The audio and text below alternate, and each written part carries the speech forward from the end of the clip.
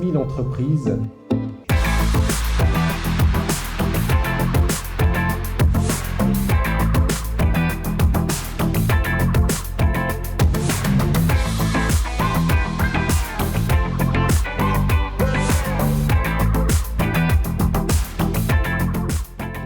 Un poids économique de 4,4 milliards d'euros.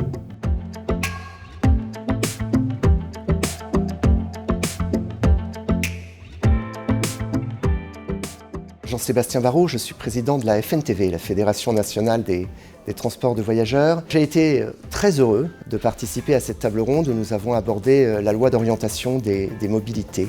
Nous avons un vrai point commun avec les taxis dans le monde de l'autocar, c'est que finalement le numérique nous a profondément bousculés. Les amis taxis en savent quelque chose. Nous aussi, dans le monde de l'autocar, nous avons vu apparaître de nouveaux acteurs qui se développent sur nos territoires et qui sont potentiellement des concurrents aujourd'hui ou des concurrents en devenir demain. La loi Grand-Guillaume a aussi bouleversé nos activités. On a évoqué cet après-midi, par exemple, l'interdiction de la LOTI dans les zones denses du territoire, de l'Hexagone.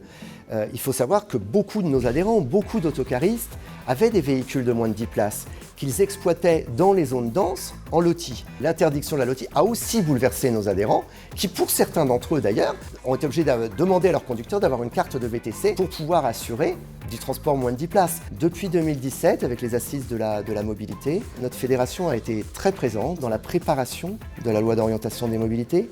Nous avons travaillé avec le gouvernement, avec le cabinet de la ministre. Ça ne veut pas dire que tout nous convient. Il a fallu par moments réaffirmer haut et fort que le transport collectif avait un avenir. C'est vrai, on est bousculé. Nous, autocaristes, on peut avoir extrêmement peur du covoiturage. Parce que très clairement, la clientèle du covoiturage, c'est la clientèle de nos autocars. On a peur, mais j'ai une intime conviction. C'est que d'abord, ces modes de transport, ils existeront. Quoi qu'on fasse, ils existeront. C'est le sens de l'histoire.